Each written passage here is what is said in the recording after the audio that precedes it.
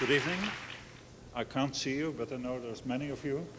And thank you, Kees, and all people that have sponsored this lecture and made it possible. I don't lecture much. It's, in a way, a coincidence that we have friends here and that Kees asked me to do a lecture and we could combine it.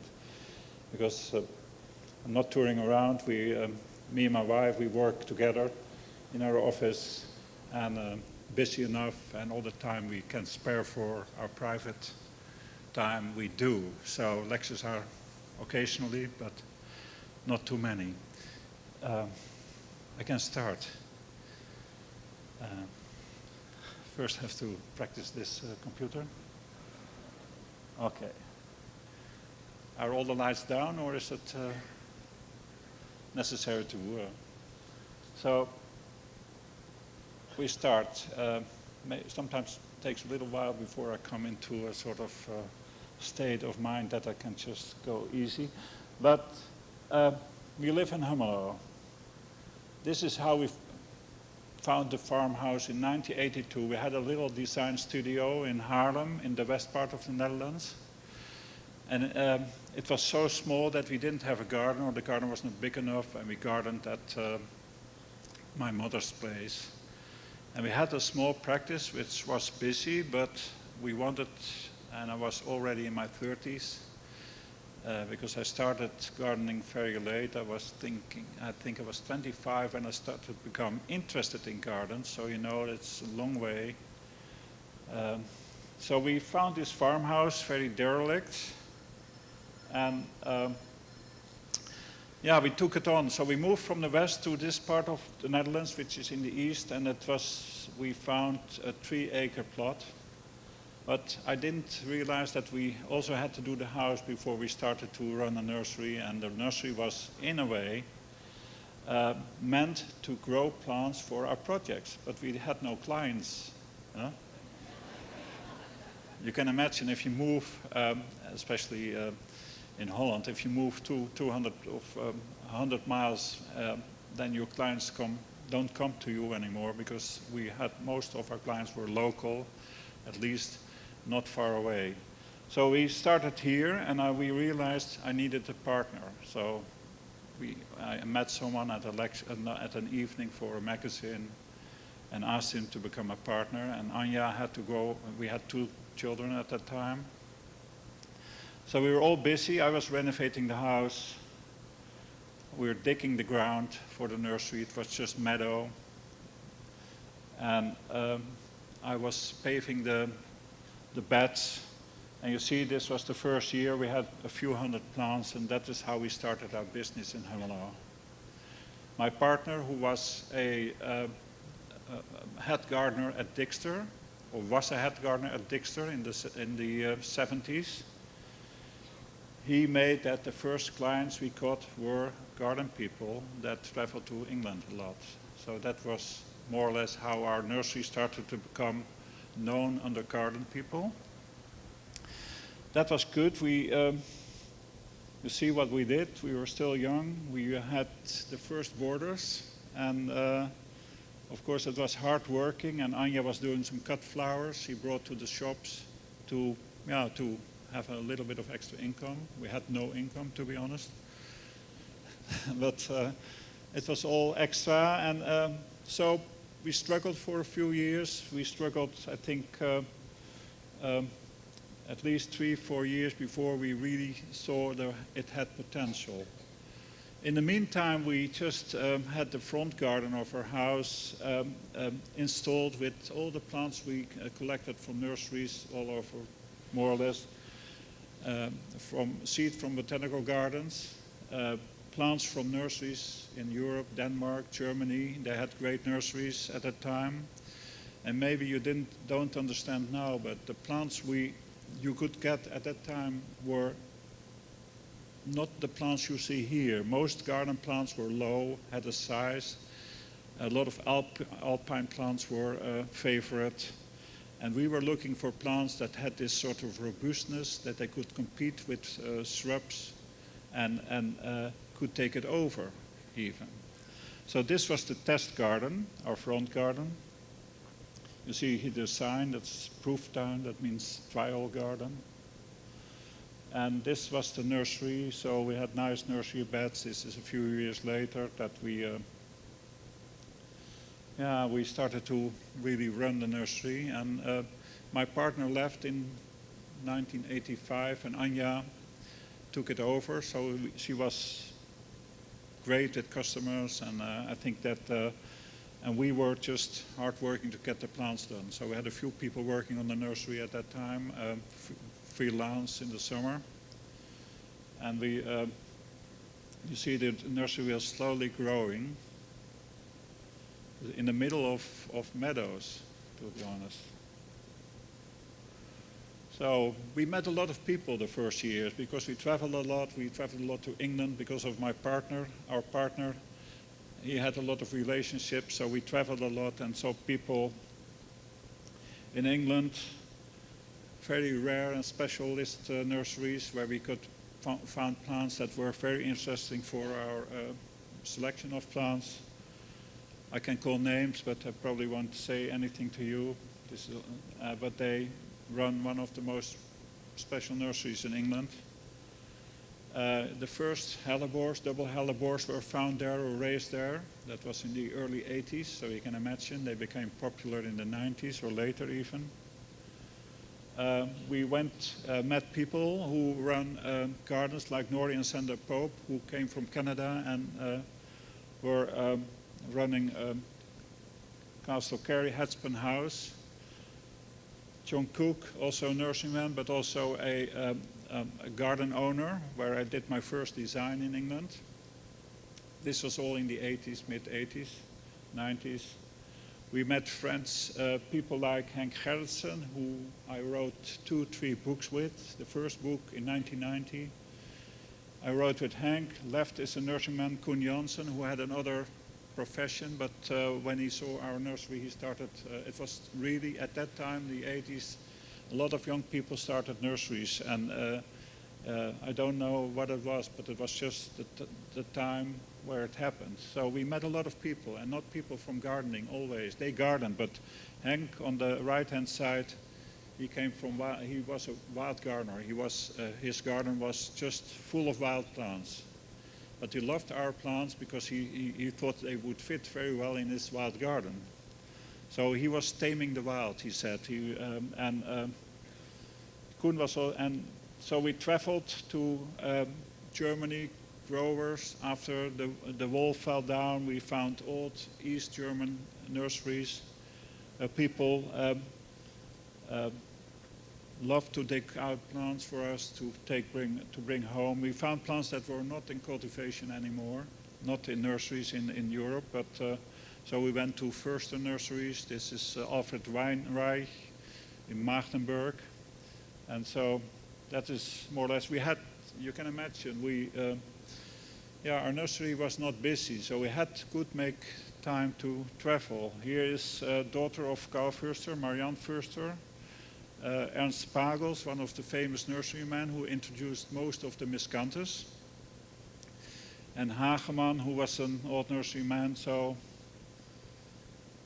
Pachetto, she came to our house. We organized little events, lectures, and through our connections in England, we could bring people to our nursery to do a lecture just for free, because there was no money, but we paid for the trip, and they loved to come. And we traveled with them to the Netherlands and showed them, other nurseries, which was good. So we met a lot of people.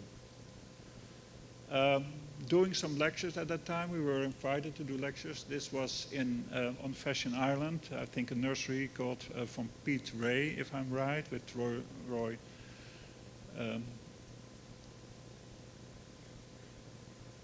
With 2 people from Texas, and or we were invited to Sweden to there was a whole boost of events and sort of seminars and where we were asked to do talks. So we met many people, which brought us many plants to Hummelo. Keith Wiley from England. So I thought he did a talk last year here. And here Roy Diblick from Chicago, when I worked in Chicago, he came over and we went to Ernst Pagels, who you see is much older here in this picture.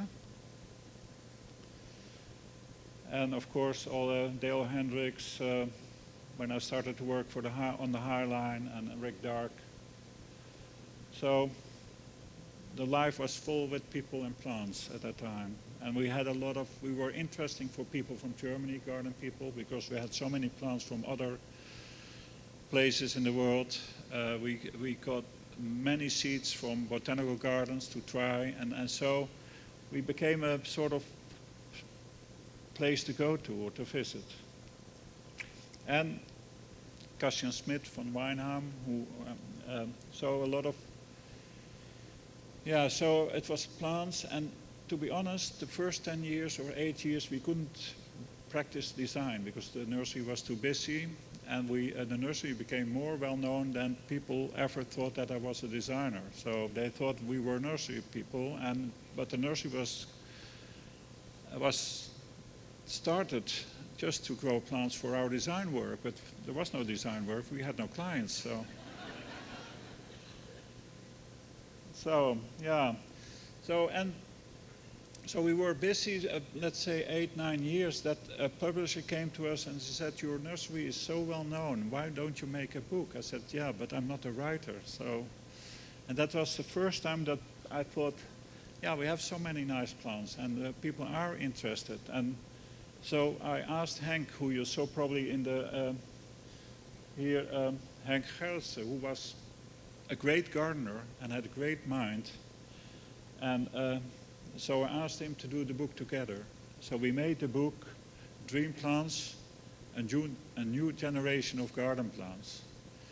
And that meant that the plants that we put in the book were plants that were more neglected for gardens. They were known in gardens, but not used so much. They were plants that you would probably use now, but not in that time. So that was the presentation of the book. You see, all happy. These were the events we had at home. So we call them open days, days that people could come. We invited growers to come and sell their plants. So also that part of our nursery became very well known. Anja organized that all, and I was in the middle. Yeah, you know, we were all busy to make it happen and make it a very nice place to go to. Dan Pearson coming for his first interview for the Daily Telegraph.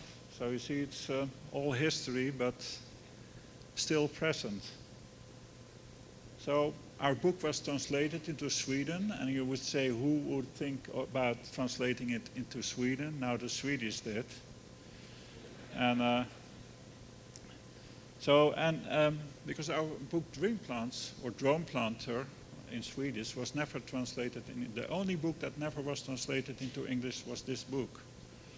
So by the translation into Swedish, it happened that we were invited by the Swedish university to do some talks, or a talk. We met people, you can see it after Dream Plants. Henk wrote a book that was playing chess with nature. So that book was a flop. But we still have a few copies. But that book would be a success now. If it was made now with all these examples of nature where he was making,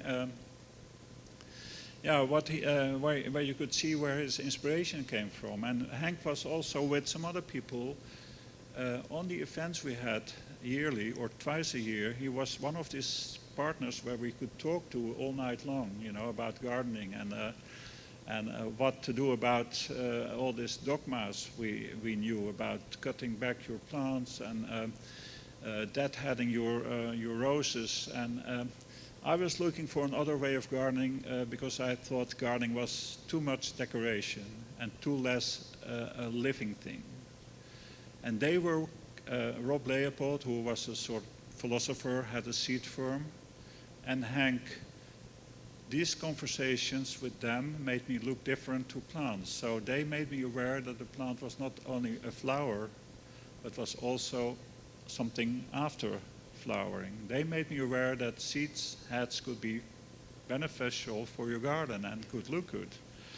So, and I was at that time, and we wrote it in the first book, that the dogmas of gardening, that is where we wanted to get rid of, that you had to cut back your garden in November, and that you have to cover your, your soil and put the pansies in it for spring.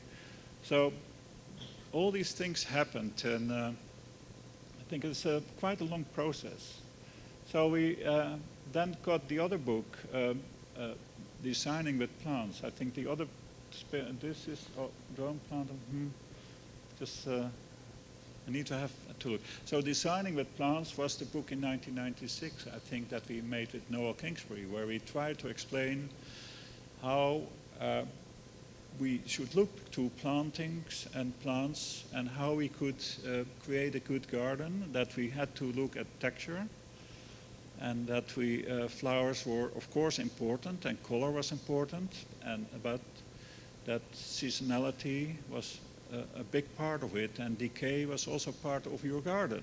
So that is, and we tried to bring it in a way that people could see how they could combine it. So a very easy way of telling what was important in planting design or combinations. And because we used grasses, because you might have noticed that most gardens in that time, a grass was a forbidden thing. So not in borders, and maybe on the corner of your house or at the entrance, but grasses were not something you would play with in your borders or in your plantings.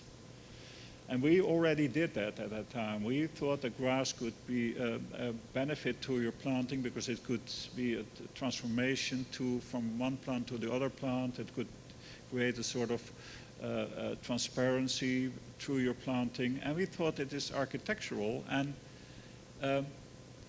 after flowering, they could have this beautiful autumn color. So we looked also at autumn color in the garden, and that was also mostly seen in shrubs and trees.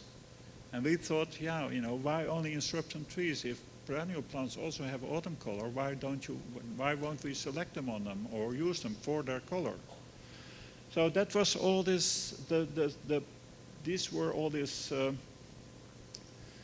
plants like umbellifers, who were hardly used in gardens because there were meadow weeds, and you wouldn't use them in your planting because it would not look like your neighbor.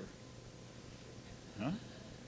That's true, we all gardened like our neighbors gardened. And nowadays we still do, but different. There's always some individuals that try to stand out and try to create their own ideas or make their own garden happening. But Baptisia, the only one we knew was Baptisia Australis. That was a dark blue color, but the plant flopped and broke down after the first storm. But there were so many good plants that we could use. So this is Lacanta. I'm not talking about American natives, that is another issue, but I think we had Veratrum, who is quite a rare plant, but because the plant, it takes 5 years to flower, people didn't buy it because it took too long. I know that we were making gardens, and if the plant didn't flower the first year, people were wondering what the plant was doing. Was it the right plant for the garden? I said another year and it will do. So there was so much misperception about plants and so little knowledge. So Veratrum was one of the plants that we promoted, or small flowered delphiniums. All the delphiniums were big flowers, and we wanted to go back to the species because it looked more, we could fit them in so easy into the planting schemes we had. So it didn't look decadent if we used this one instead of bigger flowers, although I'm still fond of big flowers. But or inulas, you see that they were too big for gardens. So I still get a lot of questions that the use of these big plants, how can we use them? Because we have a small garden. I think, yeah, but even a small garden can have a big plant. So I don't think that is an issue. It's more the way you use it. So, and you don't, if you have a small garden, it can be very pretty if you have one plant or some, as long as you like them. But you can see that umbellifers like these, although this is biennial, that we would never leave them in this state in the garden because it's hanging over. Everyone would think that you're mad that you would see this as a garden. Or plants that were in seeds. Today you would say, okay, it looks pretty, and because you look, you really look instead of you reading books. I think that is what has changed by many gardeners, that we don't read what is good for your garden, but that we look in the garden and try to understand what the beauty of it is and what touches you. So yeah, talking about nature and gardens. So I never thought about nature and gardens when I was doing it. But after so many years of gardening, you think that the biggest inspiration was in fact your travels with friends in nature, or the places where you lived and where you came from. I came from a natural sort of situation. We had a restaurant and pub in the countryside, and I never understood why I loved it so much till I became mature or adult. But you see that what we do is garden making that is described as naturalistic, but we don't make pure examples because they hardly exist.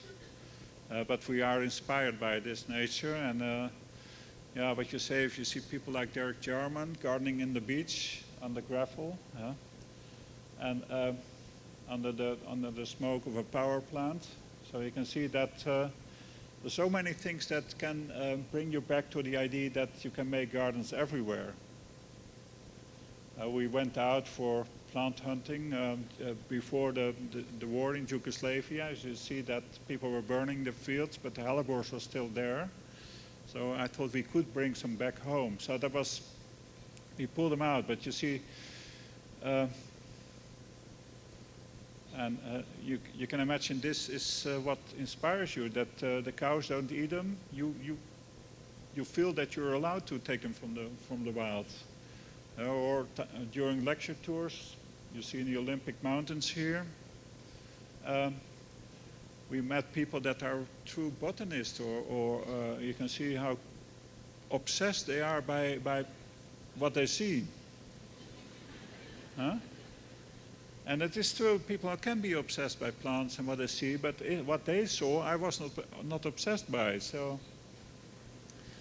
because they were, or going into the wild, this is Rick Dark and his friend Paul van Meter, and so in the Pine Barrens, and they are obsessed by other things than, also other things than I am, but still you feel related to those people because you feel you have this similar passion or healthy obsession for plants. But you can imagine, although you cannot bring it back into your own garden, you can see that it inspires you and brings you back to where it's all about, that gardening should grab you, that gardening should take you in or bring you more than just a bouquet of flowers. So wild places, industrial places, and looking at what happens with all this non-native invasive and beautiful combinations of plants that don't belong there, patterns in nature. That you see, you don't think about how can we use it, but you just look at it and you take it in, and it will come out somewhere in your work later. You see, that is, you see, if you see this, unconsciousness, you bring it back in your work. So all this, who would think that you can tell about the beauty of this while it is all about flowers? So Hummelo, the Hummelo garden, that's our garden at home. So Yeah, the story is long. It's longer than what I ever could talk about. But you see that we started in 1982 and we started to design the garden as well. So first the borders to tell customers or show customers how we would put plants together. You can see in the background that they were rather robust and tall, which was not common. We created some berceaus, hedges. First, these were the yew hedges we planted. We first planted them just for sale because when we started we thought we'd plant some yew and we can sell them. So we never sold one. So we decided to do something with it, and we took some rows out of the beds, and we created this wavy hedges, which became very iconic. You can see that this is how it all started. You see, it looks not very naturalistic, to be honest. There's a lot of grass, and that is, I think this is also 96, more or less, let's say the early 90s. We thought, so the borders were sort of, not really wild, but different. So we integrated a lot of grasses already, and the plants were different. But the garden, the context of where this all happened was still very classical, although not very classical, a sort of modern classic. And it looked great, and people loved it. You can imagine when you walk down, you have these tall borders with tall perennials that, it looks a sort of English, non-English, but very independent. And it looked great, but it became very sort of iconic. So this was the moment that we took out all the lawn. And the reason was that we had a flood in summer, a flood that killed many of the yew pillars. You can see some are still brown, so we took most of them out, and we thought it's time to pile up higher up the garden. So we brought more soil in, and we thought, let's do something more perennial. So we made it 100% perennial garden. And still the columns and hedges were in. So, good decision. I think that that is how it became after 2-3 years. So you see no lawn anymore in this part of the garden. So the development, it's not that what we do now comes from one onto the other day. It comes by sometimes just an accident, like your garden is flooded in the summer, what to do? So that is,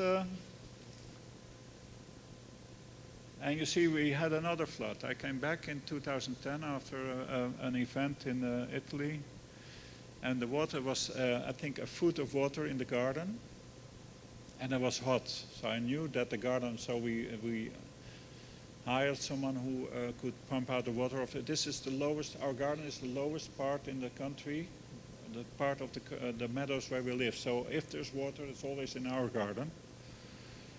And you know that yew is not so fond of water, but we could keep it alive for many, many years. But you see, after this year, the next year, we had this, you could say that it looked healthy. And I don't think that people would love to see this in the summer. So we took them out. But we took everything out. So we took all the yew out, and we thought, okay. And then we stood there, me and my wife, and I thought, it looks good or not? Even without the hedges. So it was, again, an accident made it look better. So, you see, this is, you could say a sort of wild garden. But you can imagine that if the yew hedges were there still, it would look different, feel different. It feels much more organic. You see the hedges are clipped also in a sort of the way that the skyline of the trees in the back are. These are sort of examples of details of the border. You see that, yeah, there's no way to say how did you do that, because it just happened. And it happened because the garden developed through all these years, and the only thing we do is taking the weeds, the plants out, or the weeds we call, the seedlings out that we don't like, and we leave plants where we think they look good. So the design, what we had in first place, changed so much that it's created. So the only thing we do now is editing, and let things do their thing. And we sometimes take out the most beautiful plants because they're not in the right place. So we are also sort of very brutal or rude to the plants, the things we love. So it's, you can imagine garden designers being very rude to plants, and it's not only love for plants, but also you want to express yourself and make it work. You see, this is autumn. This is late autumn, I think. There's still some green. And this was, I think, a picture taken 3 weeks ago in our garden. And you see that the Schampsia, that is a grass that you see is now completely white. We have a lot of Sporobolus as well. And you see, last year the mice ate all the Schampsia. So you can see the garden without the blonde or the white you see, that was last year. But it came back, luckily. You see that even plants that break down, lay down in your garden, can create a moment that you think, yeah, why not? Huh? Why not leave it? Huh? And if you don't like it, I like it. You can say that. Huh? That's what gardening is, I think. If you want to grow vegetables, do it. Huh? And I think the beauty seeing in things that are completely over and done, that is also part of gardening. And so the way we see gardening today is completely different than you would see it 30 years ago, because your attitude, your approach to gardening became very different. And so it's more that you try to connect with what is happening. And what is better connecting than a garden, because it's so dynamic and it changes so much over the four seasons that every day could be different. And it's not only that the plant changes or come in flower or die down, it's also the weather that can do it. A good mist or a damp or a storm, or everything can be part of what you see and of your experience. So this is when we stop the nursery. You can see that also there's a time that you say we've grown plants, but it's very labor intensive, and everyone who has a nursery will work and know that is true. And my design work developed so much that I thought we stop. And I was glad we stopped, because I noticed that we didn't make profit anymore. So I was making profit from the other side of the business, and that is not an excuse, but you can feel it, that there's a time that you have to stop, because there's still a lot of energy and the plants look good, but there's too much going on the other hand. So what we did was just digging out. We planted, we had a lot of plants left, but we also grew plants for this little project. We grew plants that were very robust, very strong, very durable, and we planted them sort of random, not really random, in a sort of pattern to this area, and then seeded it in with native grasses and herbs, and planted some camassia. So this was the first season that it all started. This was the first season where it was very abundant. We never saw these white ones again after, because so many other things took over. But this was the second year. You see a lot of asters. We have agastache. We have the chopai wheat, and this was last year, or maybe even this year. So we have it now for 4 years, and it still works perfect. This maintenance taking out only nettles and thistles. That's the only thing we can do. We cannot really do more than that because there's too much happening, and this is the result. So it's a very low maintenance thing, but it's also a sort of project that we did because we didn't want to put more labor in our garden and thought, okay, if it doesn't happen, if the aesthetics disappear after 4 or 5 years, maybe we turn it over again and start again because it's still cheaper than maintenance. So that's our garden. You see, that is a few weeks ago. This is part one of what I wanted to say, but at least you know where it all comes from. And I think most people know me for the projects we do, and we did a lot of, my first project came from meeting people on a conference, perennial conferences in the 80s and early 90s. And I got this park Enköping, which is that's a half an hour from Stockholm. A park director I met said, we have a park, and can you help us designing it? So we did some design. This is taken last year, so that is 1996, that is almost 20 years ago. So you can see that the plantings, although they're not shrubs and trees, they're still there. This is, you see, but my first public garden this was. And it looked like, not like a public garden, but more like a garden. You can see that. It's still a sort of formality in the planting, and which we did in gardens. This is a project in Rotterdam, the Ichtershof, which is the city of Rotterdam. And it's very hard in a big city to get people involved that so far that they will maintain it in a different way than they do over the city. And Rotterdam is a big city in the Netherlands. But we could make them aware that we needed the right gardeners to make this garden happening. And this was a garden that we could get a gardener for, and 2 gardeners who run 2 or 3 of these little projects in Rotterdam on their own, so that you can keep the quality. And you see, this is public space. You don't see that much, but it's this was 14 days ago, or last week even. So you see, it's not big, but big enough to impress. That's another part, one of my first English parks in Penstorp. The year 2000, so 15 years ago. This was neglected.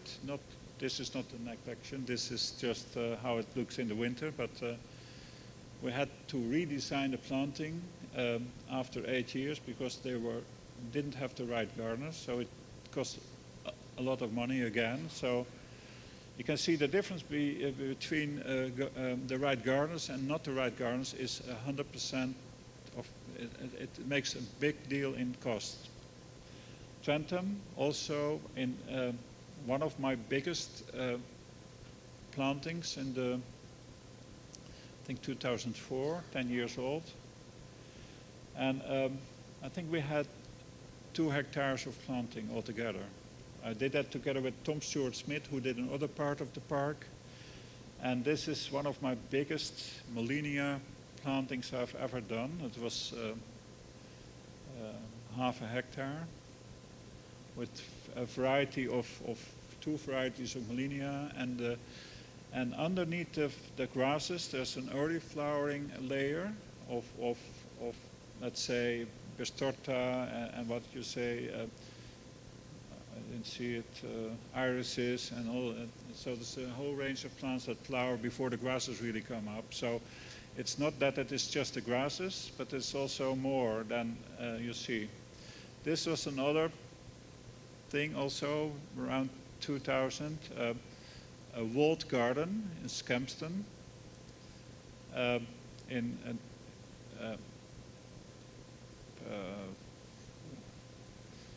Can't come. It's mid-England, so And you see it's different garden rooms, but in a different way. This is the Olympic Park, the South Park, I did the planting for. Of course, there are more people that have worked on the planting. This was the part that James Corner from Field Operations designed. And of course, James Hitchmo and other people did other plantings. Nigel Dunnett in other parts. But this, more work in Sweden. It's near Gothenburg.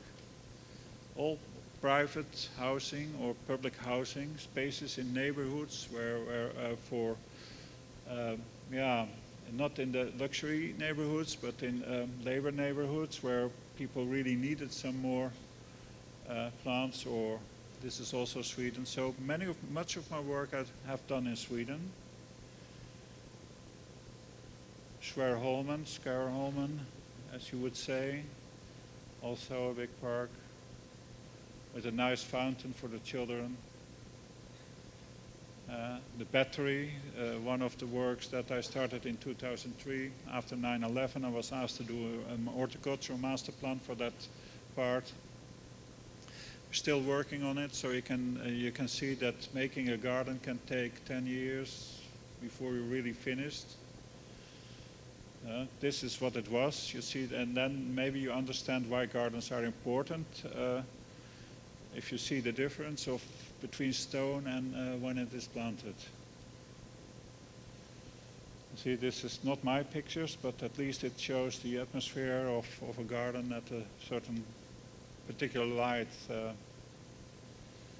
and that people will stay there, you know, that if you have, it's not a place for people when it's just stone to sit down and read a paper. It's more that you're, and a German park, my first German project. And they're reasonably big. It is, my scale is, let's say in this size, it may be 1 hectare, I would say, perennial planting. I would say if you have a park and that you don't need to make it so big, but if you, let's say a hectare or whatever, even an acre is big enough. The Lurie garden, the planting I did was not bigger than 1 acre. And of course for some people that is already big. But you know, there's, if is enough space, you can easily do other things than just making a perennial planting. This is how it looked, and you see what grasses do to a planting, and I think it's completely accepted today that grasses could be an integral part of your design without being called an architect. Because that's really true. When I started and you used grasses, they said that grasses are for architects, not for gardeners. It's true. This is one of my art projects that was done in Germany. I was on commission for a garden in the middle of a very classical park, and you see it looks very. If you know the park, you know it's very out of context because it's completely sort of Fremdkörper into the park, but it looks good and people love it, and so you see I do all kind of work. So the Venice Biennale, that was in 2010, that was was asked to do the first garden, a perennial garden on the Biennale in Venice for architectural firm Sana, and it was in the far, a lot of people haven't seen the garden because they didn't want to walk so far. It was in the far corner of the whole exhibition, so it was really exploring or plant hunting to find it. Peter Sumter, also working with architects or artists to do something that is different than your normal work. This was for 1 season, and you can see that framed by this black building, and this is a heavy rainstorm where you see the people, but the planting was, I think I have many still have good comments about what we did there. But it was just, the garden was done in November and it's taken out, and we only have the pictures. So I normally wouldn't do it. I don't think that my work is for exhibitions, but sometimes you're so ambitious or so eager to work with people that, or people are so eager that to let you do the work. This is the Nantucket Island. Nantucket Island, everyone, not everyone, but most people know it. It's on the east coast. Beautiful nature, difficult planting area. This is what we saw last winter when I was over. So it's a beautiful landscape of arrowwood and bayberry. And on itself, you would never, I would, if they asked me to do a garden there, I would say it's a garden already. So I would never take it out because it's too beautiful. But this is the project we did there in 2008 for a family from Toronto. They bought a small piece on the beach, a plot, and they asked me to do a garden there. But in the meanwhile, while we were developing the idea to make a garden, they bought many acres more. So I couldn't do it on myself. So I asked again. I was in the early stages of designing or let's say the first part of the High Line. So I asked field operations if they could do the master plan so that I could do the planting. I said, yeah, because it's technically so complicated. If we split up the jobs, like I did in the Lurie Garden, that for the planting I could do it, but not for the hardscaping and the master planning. So they moved houses around, and you can see that the soil is not really the garden soil we all like to have. This is really the soil we found. They scraped off the top because it was so full of weeds. And they turned it on a pile and they used it again later. So this was the house that was on the beach. They moved it to another part of the garden, and that was 14 acres, so big enough to find a place. And they, this was, it's completely flat, but, and this was a new house, and the trial garden. So we trialed because I was not sure what would grow there, you can imagine. Although you have so much experience, every place can be a sort of challenge or sort of can frighten you because this was really 200 yards from the sea, or even less on some places. So you wanted to know that it was 14 acres, that everything that you would plant there, that would grow.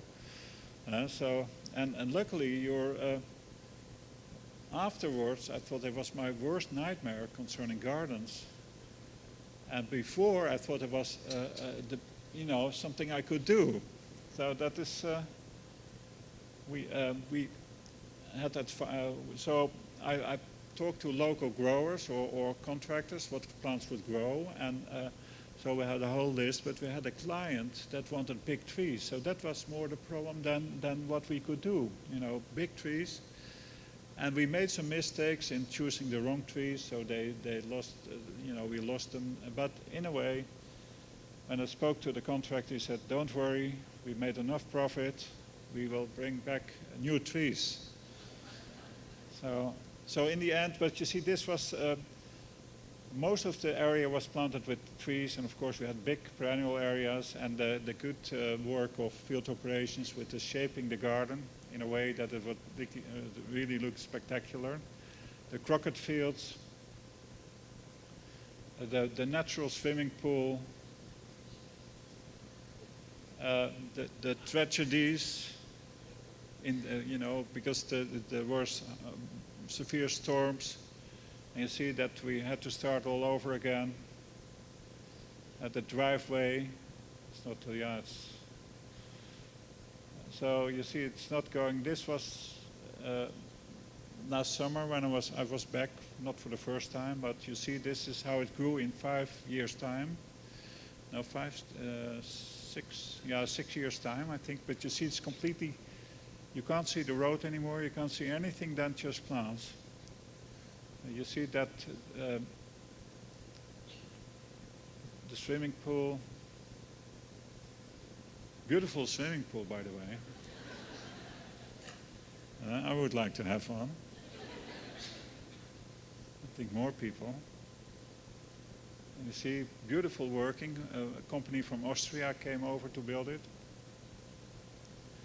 But large planting, so there's a lot of perennials and the people love it. I think I came back because I thought after, when I left the garden, when you leave a garden, then it's all up to the gardeners and the people that live there. And I was very much afraid that they became disappointed. Sometimes you have that feeling, but they were very happy with it. And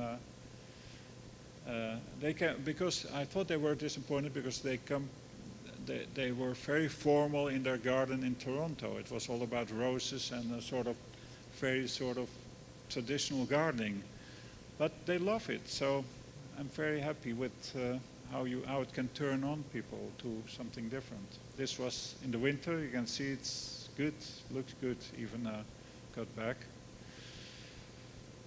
This was last summer, so after 7 years, 6 years, it changed, but it still looks very good.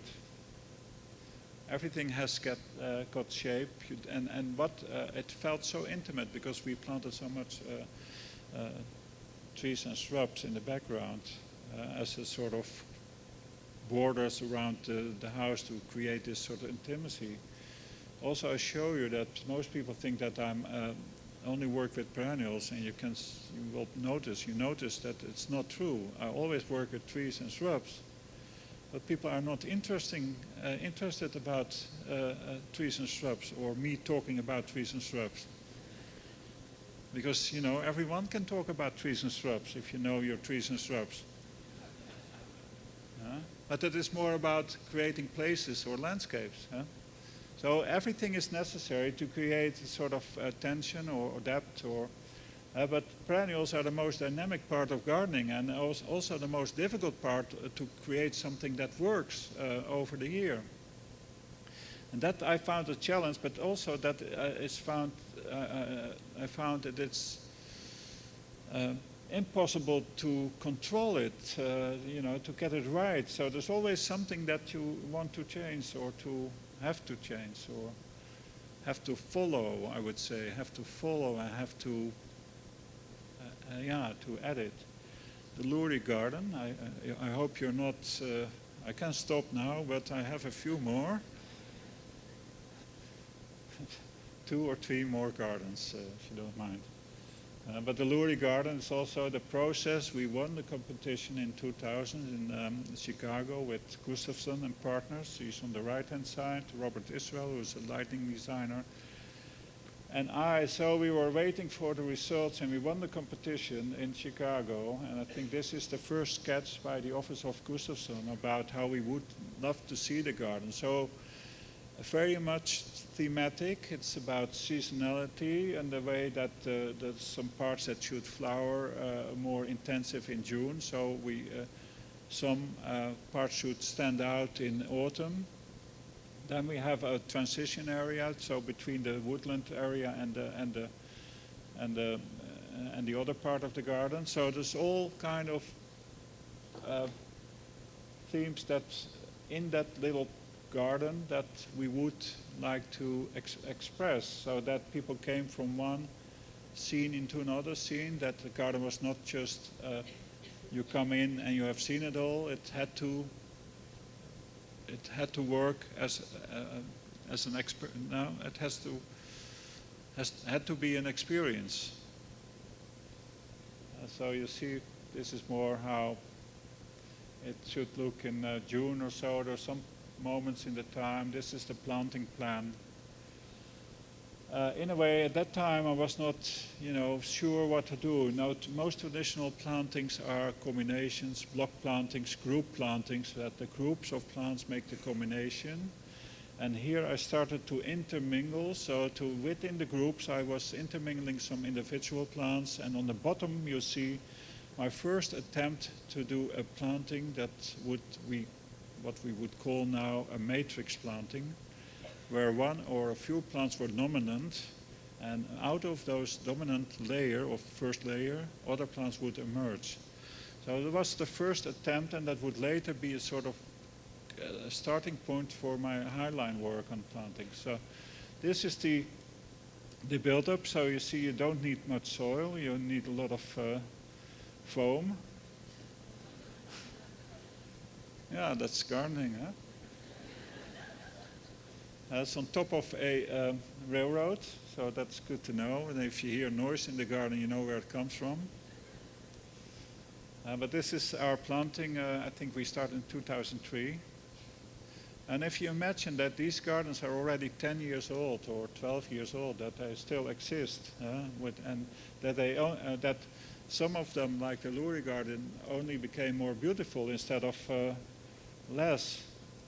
You would imagine that some gardens only become less beautiful because there are no good gardeners. And I think I'm happy to work in gardens where the gardeners are taking over from yourself. And of course we assess the garden. When I come back every 2 years or sometimes every year, we assess the garden and we talk about what to do. And can we let this go? Do we have to replant? Do we need something else? So there's so much.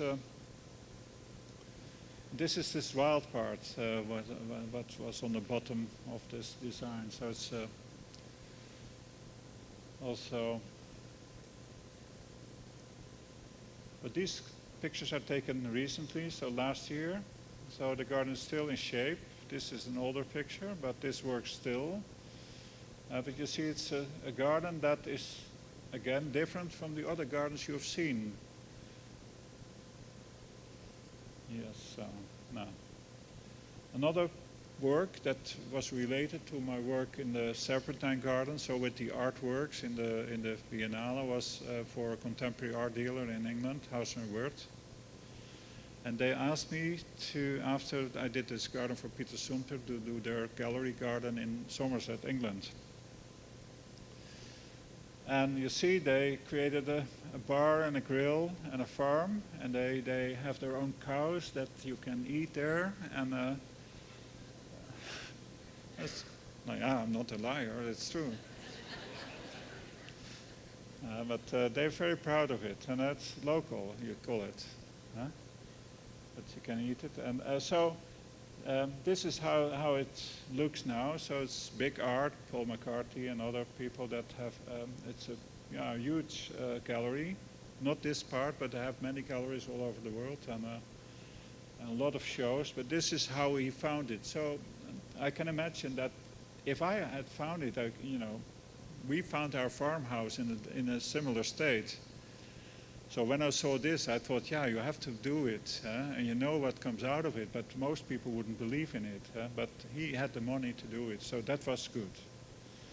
That's always good. And we need, of course, to make something, you need something. So you see, everything was renovated. All let's say the farms became offices and places also to stay. It's a beautiful, beautiful place. This became the restaurant, and you see the difference it is. It is beautiful, and the food is really good. It's really exceptionally good and not over the top. So this is the courtyard. There was an extension made by Louis Laplace, a French architect. So I did all the garden design, so to say, all the garden landscape architecture and the garden design. This is the courtyard. You see this, the planting that we did, so it's different. It's also a little theme of a few grasses and form and texture. Very little flowers, although all the plants will flower. Yeah? But a garden that looks good from the beginning to the end and still in the winter. And and you see that it benefits, it's also it's not competing with the art, which I thought was important in this case. That's why I did it a bit simpler. This is the sketch, or one of the sketches for the backyard, for the planting design for the other garden. And you can see it's already laid out in a parcel of 6,000 square meters. So this is 1.5 acre. And yeah, it gets shape. See, that's everything is steel iron bands. Pots are set out, lots of rain. You see, it's always strange that when we can plant the gardens, there's always circumstances that don't make it you don't feel nice to do the work. Especially the construction is mostly done in the winter, and the planting as well. You see, this is you see that is more or less. I didn't show you the drawing, but this is like the drawing. It's more the layout of the garden. Beautiful pond, and a little bit of fun. Children can jump from one to the other dot, and a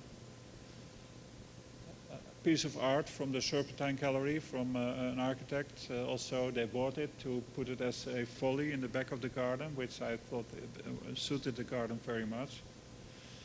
This is the garden after 1 year. And bulbs are contributing a lot. So bulbs are very sort of easy to do things.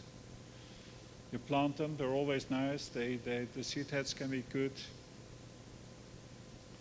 This is summer.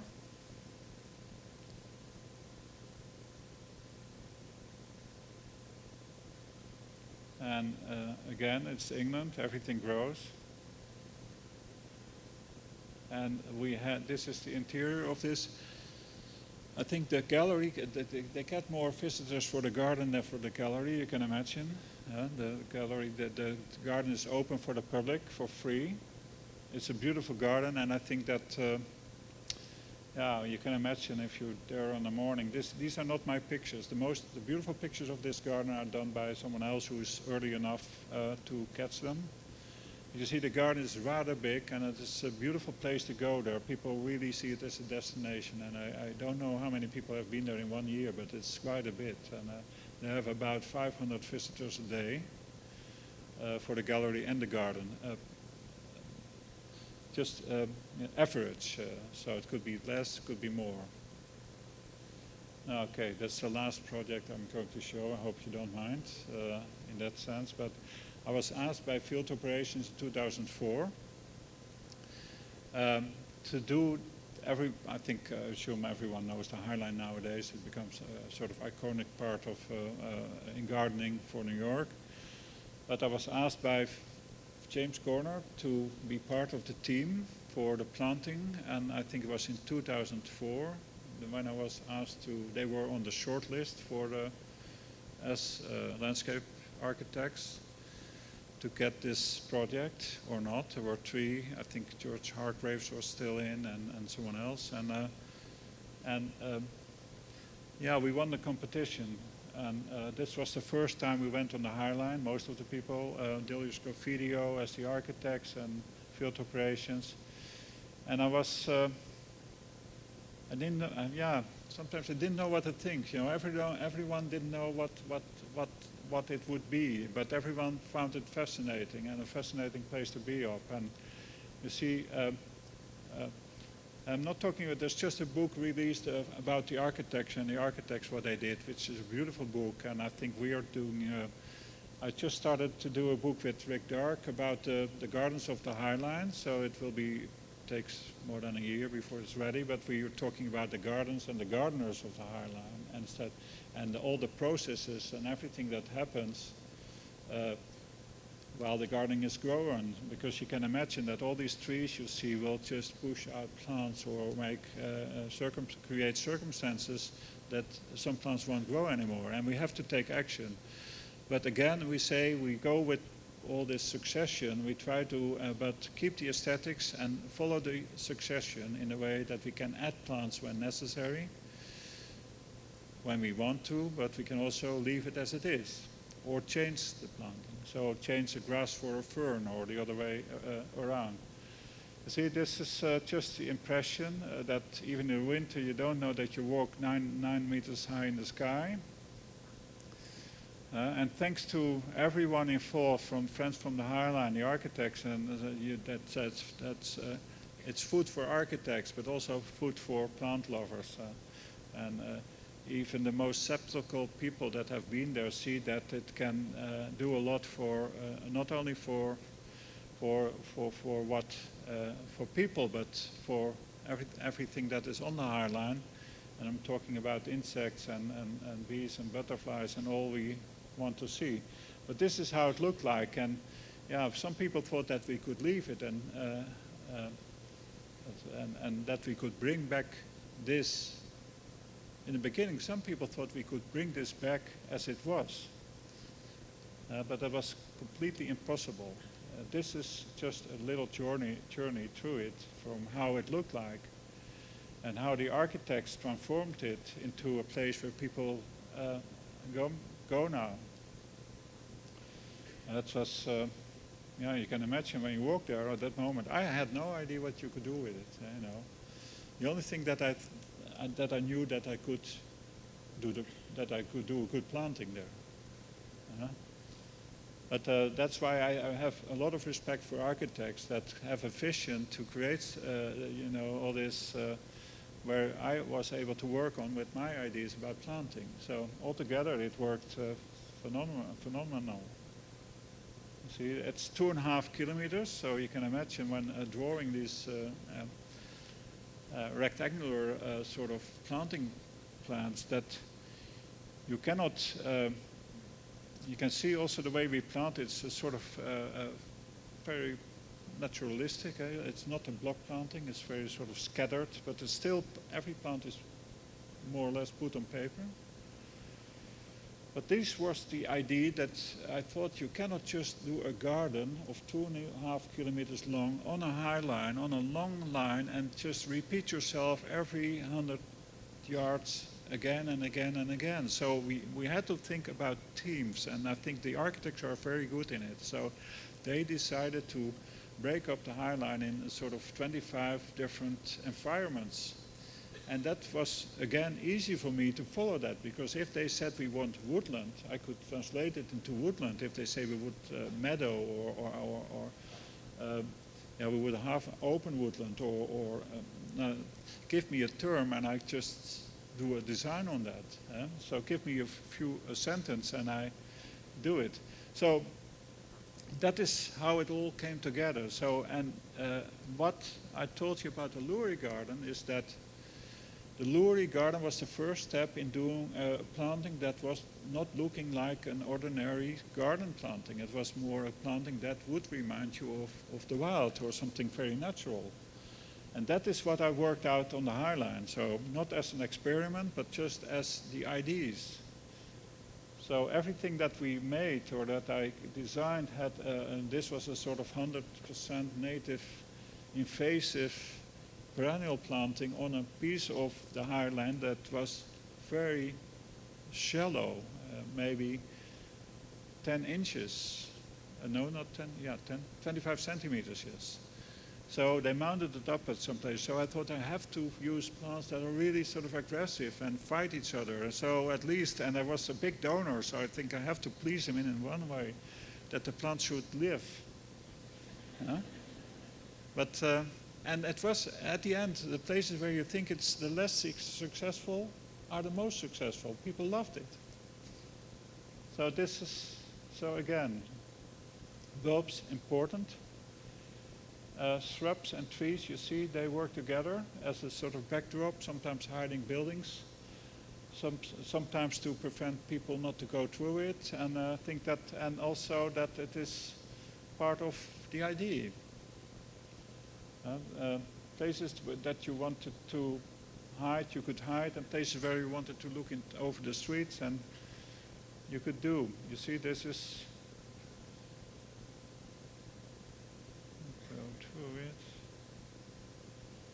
but you can see the transformation. It's a complete 100% different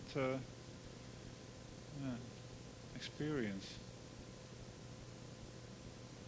This was also, And of course, you have a lot of, let's say the American natives, whatever it is, cultivated natives, but plants that come from this part of the world are, of course, the most beautiful plants for gardens you can imagine. We have some in Europe and Asia maybe, but from Asia they're more collectors' plants. From Europe they're more early flowering plants, and from this part of the world are plants to work with. I'm not serious about that, but you understand it,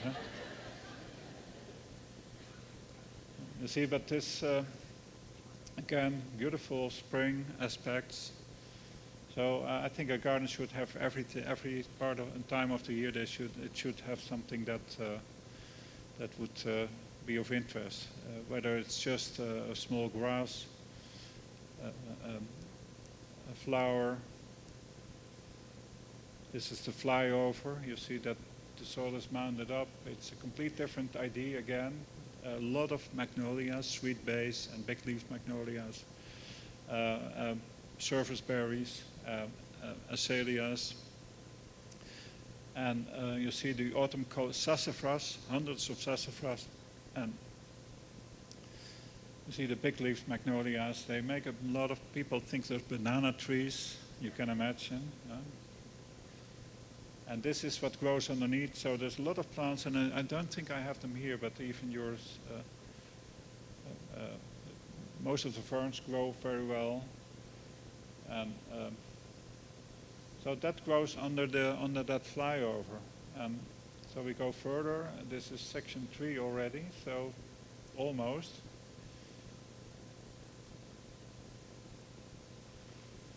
So a little bit through the season. So you see, we try to, and what people that have been there, that they see that over the whole length of the High Line, that every part you go in, it's different. So there's a very high level of experiences of planting, and but it's also just good for a nice walk. You don't have to think all the time about the plants. It's just that you feel that it is right or something. This is part 3. That's an overlook. It's opener, wider. You see there's more people. It's again different in design, beautiful design, benches and everything. You can see this. Playgrounds for children with some plants in it. And you can imagine that the children were playing on the plants instead of on the beams. Beautiful overlook, but there's I'm not going to tell you the story about all the development that is there, but that is there. But this is more or less,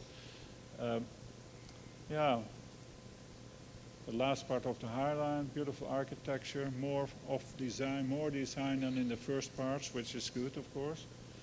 And this is how it was, and this is the end of what I have to say for today. Yeah.